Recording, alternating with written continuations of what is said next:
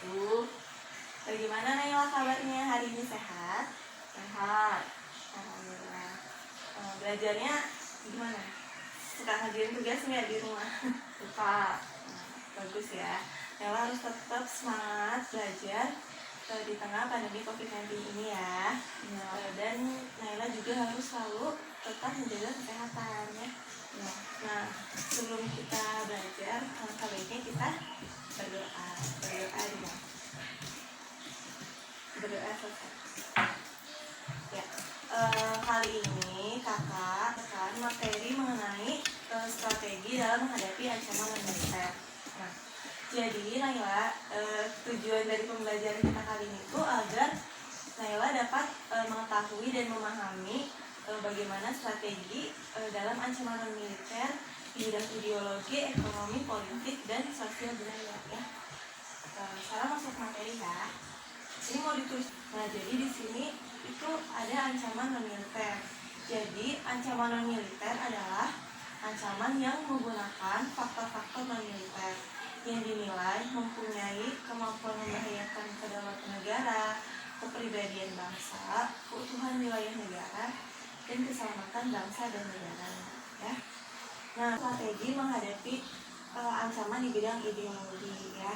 Yang pertama ada peningkatan rasa patriotisme. Nah, jadi patriotisme itu di sini adalah jiwa Pahlawanan. Nah, jadi untuk meningkatkan rasa patriotisme itu, Naila sebagai siswa bisa melakukan hal tersebut, misalnya dengan bersikap rela berkorban untuk negara Indonesia. Ya. Kemudian yang kedua ada pembekalan mental spiritual. Ya. Nah, jadi pemerintah ini harus memberikan mental spiritual kepada masyarakat. Tiga ada apa tuh coba? Penyuluhan kepada masyarakat tentang ideologi dan nilai Pancasila. Nah, itu adalah sebuah peraturan yang memiliki menghadapi ancaman di bidang politik. Yang pertama ada pendekatan ke dalam. Maksudnya ke dalam ini pendekatan di dalam negeri ya, di Indonesia.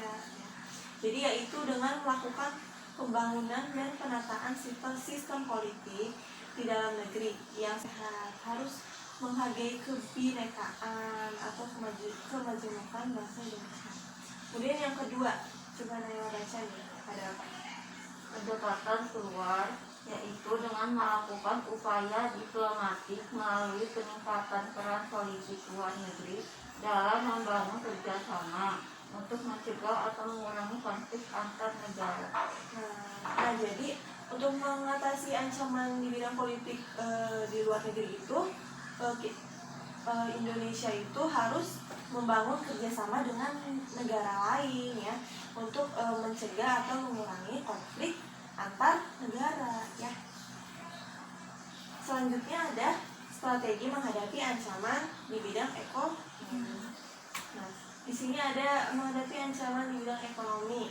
Yang pertama ada yang berasal dari internal, yaitu dengan menciptakan lapangan kerja pada karya. Apa? Naila tahu nggak apa sih?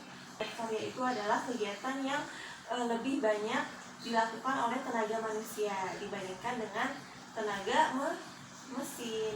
Karena kan zaman sekarang ini kan kebanyakan yang seharusnya bisa dikerjakan oleh manusia udah diganti sama mesin. Contohnya itu kayak di gerbang tol itu kan sekarang udah nggak pakai orang lagi kan, udah pakai e-tol ya kan.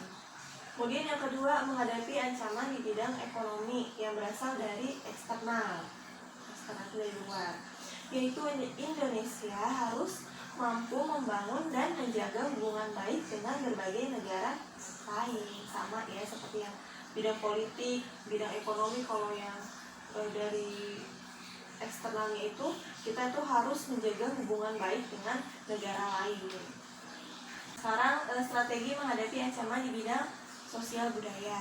Yang pertama ada pemberian pendidikan tentang budaya daerah. Nah, kenapa sih pendidikan tentang budaya daerah itu penting? Nah, karena seperti yang sudah Naila tahu juga ya, pasti Indonesia ini sangat beragam, sangat beraneka ragam.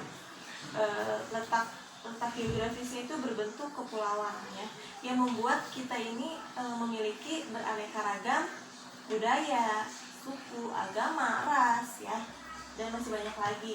Nah, jika tidak dilakukan pendidikan tentang budaya daerah, maka dikhawatirkan setiap daerah itu akan merasa yang paling benar gitu, merasa budayanya itu yang paling benar, yang lain mah nggak bagus gitu, budaya kita aja nih yang bagus. Makanya pendidikan tentang budaya daerah itu penting, karena setiap daerah itu pasti punya kelebihannya masing-masing. Dan yang kedua ada menyeleksi budaya dari luar. Apa sih menyeleksi budaya dari luar itu? Nah, jadi budaya dari luar yang masuk ke Indonesia, kita itu harus menyeleksi dulu atau menyaring apakah budaya-budaya yang masuk dari luar ke Indonesia itu apakah sama dengan budaya seperti kita ya. Karena kan pasti budaya-budaya antar negara itu beda ya. Kemudian ada menyeleksi berbagai konten buruk di internet. Lela nih pasti udah punya handphone ya. Nah, dalam menggunakan handphone ini pasti udah ada internetnya ya. Nah, Lela itu harus pintar-pintar dalam menggunakan handphone ya. Dalam menggunakan internet harus melakukan hal-hal yang positif dengan sebaik-baiknya. Kemudian yang terakhir ada kesadaran dan toleransi dalam kerukunan hidup. Nah, jadi karena Indonesia itu memiliki keanekaragaman suku, agama, ras, dan budaya, maka kita itu harus saling bertoleransi. Nah, kenapa toleransi itu penting? Agar dapat membina kerukunan antar manusia yang satu dengan manusia yang lainnya, gitu ya.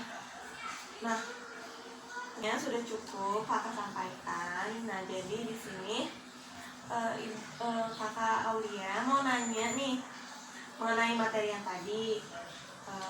Masih ingat nggak nih ada berapa macam ancaman non militer? Ada 4. Apa aja? Ideologi, ekonomi, politik, dan sosial budaya. Nah, benar sekali. Tadi itu ancaman strategi dalam menghadapi ancaman non militer itu ada 4. Ada dalam strategi menghadapi ancaman ideologi, ekonomi, politik, dan sosial budaya. Kesimpulan dari pembelajaran kita kali ini itu strategi menghadapi ancaman non militer ini sangat bagus untuk mempertahankan keselamatan bangsa Indonesia ya. Nah, nanti Naila jangan lupa dikerjain uji kompetensinya yang di LKS ya, mengenai pembelajaran yang tadi udah kita bahas ya. Mungkin cukup sampai sini aja materi yang Ibu sampaikan. Semoga bermanfaat buat Naila. Jangan lupa untuk semangat terus belajarnya, walaupun lagi pandemi COVID ini harus tetap semangat belajar, ngerjain tugasnya ya, dan harus selalu jaga kesehatan ya. Kurang lebihnya kakak mohon maaf. Wassalamualaikum warahmatullahi wabarakatuh. Waalaikumsalam warahmatullahi wabarakatuh.